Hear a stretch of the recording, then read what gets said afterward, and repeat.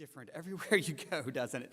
Well, thank you all for having me out here, and especially thanks to Gordon and to CESNUR and to ISR for making it possible for a scholar of modernist literature to come to this conference. And I also especially want to thank Philip Jenkins, who has been telling me about this conference for years, but has also, you'll see his inspiration across this paper in many ways.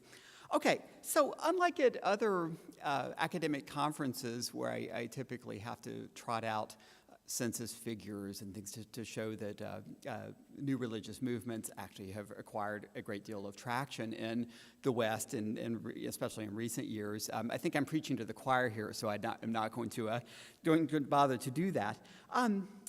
But after Gordon's mentioned the other night of the Unitarians inheriting some property from another church, I want to give one little example, which is simply to note that if you count together in recent census surveys, everyone in the United States who identifies themselves as either pagan or Wiccan, they outnumber Unitarians in the United States. So just an interesting little factoid. But statistics are pretty similar in Britain.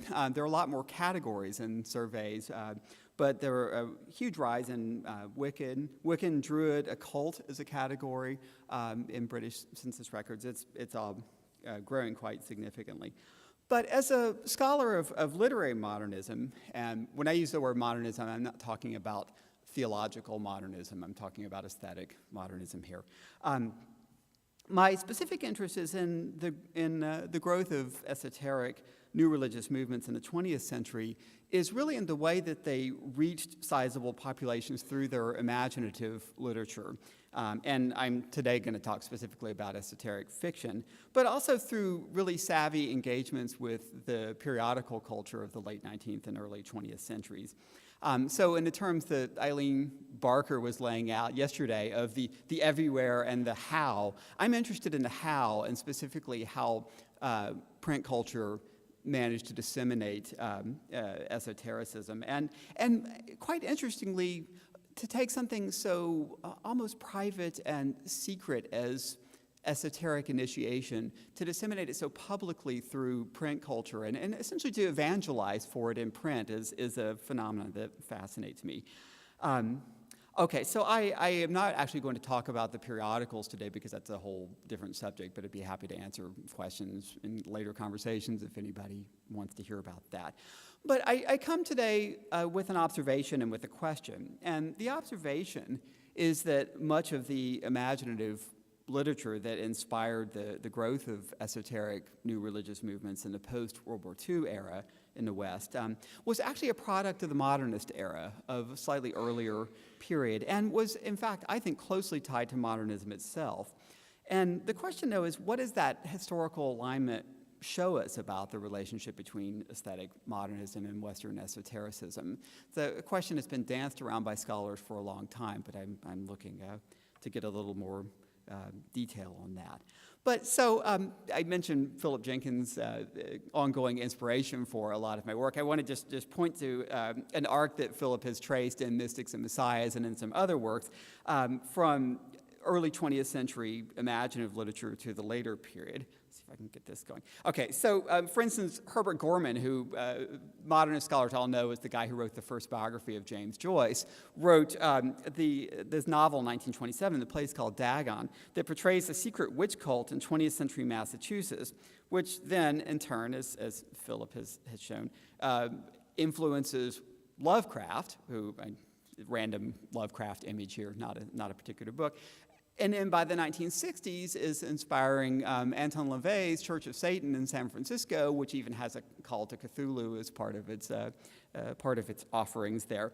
Or the influence on Black Sabbath in sort of 60s and 70s metal culture of Dennis Wheatley's 1934 novel, The Devil Rides Out, and in particular of a movie that was made from that, which The Devil's Bride in 1967, had a large influence on popular culture. And Wheatley's novel, I think, had the same kind of impact on the way British and American cultures understood Satanism and ideas of the Black Mass as Huysmans' 1891 novel La Barre, Down There, had on an earlier generation. It's kind of bridge. But most compellingly, I think the connection in Wicca is quite strong. And so Gerald Gardner's Witchcraft Today was published in 1954, but as Philip points out, High Magic's Aid, his novel in 1949, actually really caught a lot of people's attention and spread some of the ideas that actually began to change form quite a bit by the 1950s, and as his work became more widely known. And so it really introduces a post-war generation to Aleister Crowley's occult rituals, to Margaret Murray's work in the 1920s on witchcraft as a remnant of a Stone Age religion, of Stone Age religious rites. And I would add to this, too, Dion Fortune's work, her esoteric novels of the 1930s were really crucial, and as I'm understanding from conversations even here, had quite a bit more of an influence on the way Wicca developed than I had understood from them. But she used these novels to help bridge Golden Dawn era Hermeticism to the later, what one might just call broadly New Age culture that occurred well after her death. She dies in 1946 of leukemia. But these three novels, The Winged Bull, The Goatfoot God, and The Sea Priestess, were especially important to the way the Society of Inner Light spread its own vision. And so what today, I want to focus on today is an initial and very tentative effort to explore modernist roots of the genre that I'm going to call esoteric fiction. This is, you can see in New Age bookstores occasionally there'll be a title, there'll be a shelf called esoteric fiction. Some publishers use it as a category. Hasn't really caught on. I think it's a good term, and I want to show how different this is from Gothic, which is the other category that these novels have often been lumped into. Okay, and especially I want to show that there are roots in 19th century Gothic for the genre, and the parallels really are not superficial, but there's some distinctive features of esoteric fiction that separate it out. And if you're into 19th century literature, the book you have to read is Bulwer Lytton's novel Zanoni from 1842, which was a fascinating novel about esoteric initiation that, well, as all of Bulwer Lytton novels do, sprawls on and on into all sorts of different directions, but it's a very good read.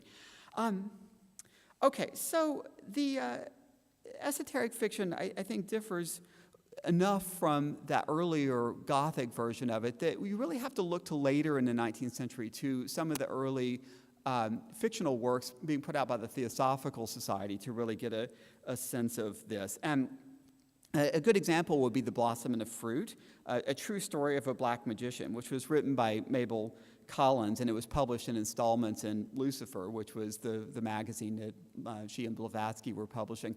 It was serialized beginning in the very first issue of Lucifer. And the mysterious co-author who was listed as -- who essentially finished the novel for Collins, who found herself unable to finish it, many people's suspicion is that it was actually Blavatsky herself who had written that. And I actually think that's not at all implausible. They were living together in 1887 and 1888 while they were working really hard to try to keep Lucifer coming out monthly. And Collins was quite a prolific novelist already before this period, but found herself unable to wrap this one up. And so it's not implausible that Blavatsky helped her finish it up. I'm not sure that there's much at stake in determining that one way or the other. But in 1888, this was published as a novel, as a book, instead of in serial form, from what would actually become the Theosophical Publishing Company at 7 Duke Street in Adelphi. And this is just a few doors down from Collins' main publisher of the period, Ward and Downey, that published their middle-brow novels, adventure fiction, adventure books were advertised actually in the back pages of The Blossom and the Fruit. So I think it was essentially published by Ward and Downey, even though they didn't put their name on it. But the novel and its serialization in Lucifer was clearly intended to help circulate broadly the Theosophical Society's efforts to synthesize Eastern and Western esotericism, reincarnation, Victorian science, and all around a founding myth of the masters or Mahatmas of the Great White Brotherhood. And that's really what the novel is about. The Collins and her mysterious co-author portrayed the workings of the Brotherhood across many, many generations of spiritual development of one of its initiates who is reincarnated from age to age. And it's fairly traditional fare aesthetically, but I think the theme of reincarnation as a kind of fragmented transhistorical, turns into a transhistorical plot that actually gives some kind of glimmer of more formally daring work to come down the line from later generations. But most significantly, the idea of using fiction, a fiction like this, to promote theosophy publicly was a model that a number of other writers would follow. And certainly Crowley did much the same thing, illustrating the ideals of his occult orders through his fiction. Certainly Diary of a Drug Fiend does that, and Moonchild, which I'll get to in a minute, does it quite a bit. And Dion Fortune herself, the mystical Kabbalah was really her nonfiction work that explained, to her, that was her major iteration of her system, or the ideals of the Society of the Inner Light. But she herself wrote, the mystical Kabbalah gives the theory, but the novels give the practice. Those who study the mystical Kabbalah with the help of the novels get the keys of the temple put into their hands. And that you can have the theory in this book, but you really need the novels to get how this works. And so that was quite a self-conscious strategy of using esoteric fiction as part of the mission there. And so esoteric fiction as a genre tends to provide narratives about modernity. And the fictions that respond to dislocation, secularization, Weberian disenchantment, sexuality, modern science, certainly developments in media, and even, and maybe especially, World War I, when a lot of this writing really took off, which is, again, another project that Philip has written. Philip's new book, if you haven't read it, is about, in many ways, about apocalypticism and esoteric thinking during World War I. It's about a lot of things, but that's one of the most fascinating parts of it for me. And all these themes really resonated with modernism and with avant-gardism during the same period, too. That little laundry list of themes sounds like pretty much any modernist novel you might pull off a shelf from the period as well. But there are lots of alignments other than simply thematically with modernism as well. Institutionally, institutions of publication often aligned esoteric fiction with cutting-edge writing that we now call modernism. They often use the same periodical strategies to try to find audiences and also financial viability. For instance, using limited edition, expensive little magazines, such as Crowley's Equinox on the left up here, or periodicals aimed at what one might call alternative public spheres of distribution. The Occult Review, which was published by Ryder and Sons, and Ryder's other publications certainly serve as an example of that. The Theosophical Society's periodicals were intended explicitly to circulate theosophy far and wide. But book publishers also saw those connections, and the now iconic occult novel of the period, Aleister Crowley's Moonchild, well, here we have Crowley, he's back there in the back for the... Okay, there's Moonchild. I'll come back to this in a minute. It was published in 1929 by Mandrake. And Mandrake, let me back up, was a small press run by Edward Goldston and Percy Stevenson. And it only existed for 18 months in 1929 and 1930, which is too bad because they did a lot of very interesting things.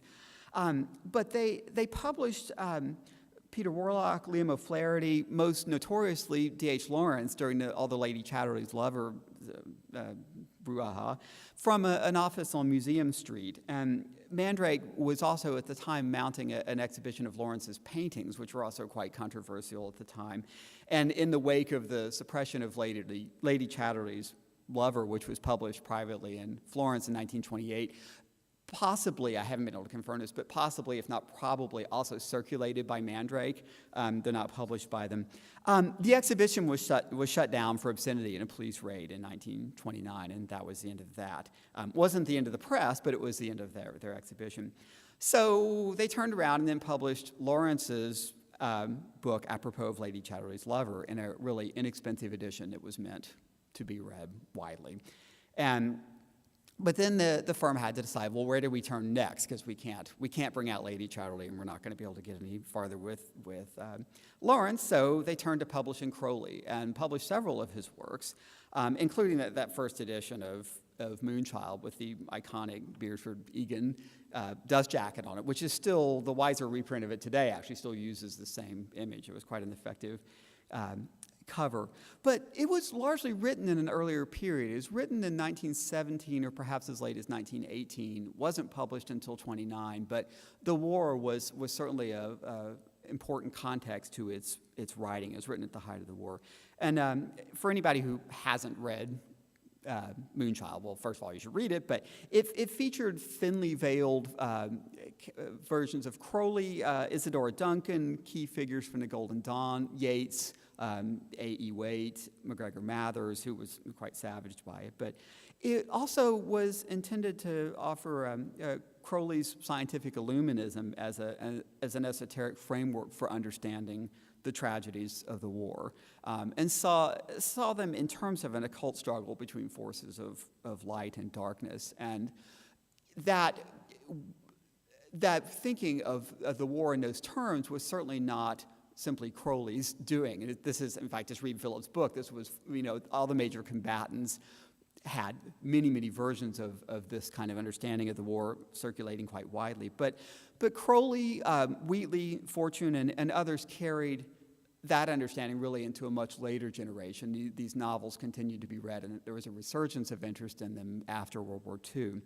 And then finally, another institution I wanted to just mention briefly was that was quite familiar to anyone studying modernism is the independent bookstore that turns into a publisher. And certainly the Shakespeare and Company's publication of the first edition of Ulysses is the most famous version of that. But just up the road on Mandrake Street at 41, from Mandrake's office at 41 Museum Street was the occult bookstore. In fact, it's down in the bottom left, the Atlantis bookstore, and that was founded in 1922 as well, and it's actually still alive and well today. If you go to London, go stop in on this, and it served much the same function as a kind of gathering place for authors to discuss ideas and bring audiences together. But it also began publishing novels, including the 1949 first edition of Gardner's High Magic's Aid. So that was brought out by Atlantis. That was so instrumental to the development of Wicca. Samuel Weiser's bookshop on Booksellers Row in New York was the American version of this. It was founded in the same era, in 1926. They went into publishing. They finally moved out of the city because they couldn't afford to stay there any longer, but started in the 1950s, started publishing bringing Crowley's works back into print. Okay, so I want to return, though, to the question of how esoteric fiction departs from Gothic and why this matters to modernism at all. And I would say that there's a very different agenda behind it. And recent scholarship on the relationship of modernism to Gothic literature has often focused on the latter's disruptive anti-realism. Just to give you an example of this, John Paul Riquelme argues the quote, "Stylistically, the Gothic has always been excessive in its responses to conventions that foster the order and clarity of realistic representations, conventions that embody a cultural insistence on containment." In other words, Gothic equals a challenge to containment, whether politically, ideologically, or simply stylistically. And that made it, of course, quite interesting to modernists, to surrealism from Breton through the British Circle picked up an interest in Gothic for that reason as well. And you certainly see this in Virginia Woolf's argument about the Gothic and Henry James's ghost stories in a TLS review of Henry James. She wrote that the Gothic is, quote, "whenever the significant overflows our powers of expressing it," which is probably her most quoted thing about Henry James. So let me just give you an example of this, of esoteric fiction from a modernist that really troubles those formative assumptions about Gothic modernism. And let me turn to an author that I hope you will all find interesting and you may not have heard of because she's mostly known as a painter, Ethel Cahoon. her novel, Gustav Hermogenes, was written back in, well, it was finished by 1940. She'd been writing it earlier. It wasn't published until 1961. It's been reprinted, actually. It's in a paperback by Peter Owen. Brought it out again relatively recently. I don't have time today to talk about Gustav Meyrink, but he would be another really good example of this for anybody who wants to talk about it. Okay, so Cahun was, again, primarily known as a surrealist painter. She was involved in the London Circle in the 30s. She was there at that international exhibition where Salvador Dali almost suffocated himself giving a talk out of a diving suit that he couldn't get unscrewed and began to suffocate. Dylan Thomas was walking around passing out boiled string, cups with boiled string in it. It really turned her on to surrealism. But she was also an initiate of several occult, Masonic, and neo-pagan orders, including the New Isis Lodge of the OTO, Kenneth Grant's lodge, Dr. Bernard Crow's Order of the Celtic Cross and Order of the Holy Wisdom, Tamara Borkin's Order of the Pyramid and Sphinx, and the English Druid Order. She was an ordained priestess of Isis by the Fellowship of Isis in Ireland.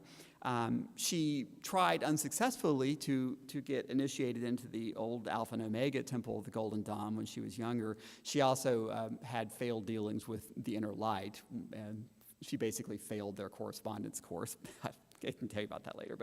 But she went on to write several occult works, and in a nonfiction account, a key account of the most famous Western Hermetic order of them all, the Golden Dawn, Sword of Wisdom, MacGregor Mathers and the Golden Dawn. In fact, it's easy, if you don't know about her as a painter, to run across that and think she's a historian of Hermeticism, which was really not what she was. So surrealist automatism and Gothic fantasies both expressed a similar striving against the prisons of the rational quotidian world. But this esoteric fiction, Gustav Hermogenes, offers a different path, I think, there. And Alex, another book I admire very much is Alex Owen's The Place of Enchantment, argues that fin de siècle occultism and its emphasis on ritual magic was in many ways an experiment upon the modern self. And you can certainly see Cahun's life and her novels and her occult involvements in that light. She did, by the way, have a couple of unpublished novels and a lot of unpublished writing, one of which I'm actually working with Penn State Press to bring out, a novel called I Saw Water, which is a fascinating read, too. It's going to come out next year sometime, I hope, so keep an eye out for that. But her syncretic practices of aesthetic production traveled what I would see as an epistemological rather than primarily psychological path. And that epistemological interest and its emphasis on the transpersonal is a major point of intersection of her, between her esotericism and a lot of modernist literature and art. And this is certainly not to suggest that occultism wasn't interested in psychology, and ritual magic was certainly widely seen as a kind of therapeutic practice. Crowley, Fortune, Meredith Starr, Israel Regardie, who Jeff just mentioned, are prime examples of that. But even that therapeutic effect was understood as a special type of knowledge production. It's not how you think or how you feel, but how you know, which was the focus there. And Cahun was a distant cousin of E.J. Langford Garston, who had been an initiate of the Alpha and Omega Temple. And he explained that the value of ritual was as a kind of vehicle for obtaining knowledge and not simply a conscious passing on of information. He writes, quote, "Although instruction may in many instances be the ultimate object, it is not obtained from the study of the ritual itself, but is made possible by its performance. In other words, the ritual is carried out to enable the operator to obtain knowledge, but not to instruct him by the ceremony itself." So that framework then allows, quote, "contact with another world and with other spiritual entities of higher and higher grades. The process is progressive and cumulative." And I think that pretty much is the way Cahun understood her involvement in ritual across her life as well. And she was, as a good surrealist and as a practicing occultist, she was quite a keeper of dream diaries, of magical diaries, and she saw them as part of her practice of automatism. So Gustav Hermogenes and certainly the later two novels, I Saw Water and Destination Limbo, were almost entirely composed of dream material from her. she would go back and cull many, many years' worth of her dream diaries and just pull it all together. She saw them as essentially found objects. But Gustav Hermogenes structures that automatic processes of dream work through an esoteric frame, and by having each chapter be based upon a step in the alchemical great work. And the novel ends with the chapter of projection, which is, of course, the final stage in the work in which the Philosopher's Stone has been produced and is transmuting the elements. And for the novel's epigraph, she chose a description of the Philosopher's Stone, which is the Gustav Hermogenes, from Philalethes, and then brings the novel the novel culminates in an experience of visual images from the late 16th, early 17th century alchemical emblem book, the Book of Lambspring. And there's quite a bit of engagement with Lambspring in the novel. And so the narrator eventually escapes the dark confinements of her uncle's island and looks to the first auroral glow to the east as a sign of some self-transformation having occurred. And that dream material is then shaped in a framework that results in that culmination. And I would say that this emphasis on a kind of mystical self-transmutation through knowledge production rather than belief or some kind of narrow psychological revelation is really a feature of not only occultism of the era, but also of modernist work. And so as Crowley puts it in the mouth of Simon If, his master and mystic character in Moonchild, quote, "Belief is the enemy of knowledge," is an effort to try to detach these two things from each other. And so this Cahoon short novel contains a number of the mainstays of Gothic fiction, and journalists who read this and reviewed it basically just thought of it as a Gothic novel. The plot involves the trappings of a decaying Catholicism, a mysterious and sinister uncle who imprisons the protagonist for purposes of his hermetic researches, monstrous creatures, primitivized ethnic others, a village inhabited by ghosts, and even, and this was a bit edgy even for the time, a culminating scene in which the protagonist is drugged or magically influenced as the object of a sadomasochistic group ritual that climaxes in her sexual encounter with a living statue. I don't know what dream that came from for Cahoon. But the alchemical framework, like those of the Kabbalah or of Neo-Druidic lore, or even geomancy, tarot, and Cahoon's work, configures that production of knowledge as based around connection, even unity rather than transgression.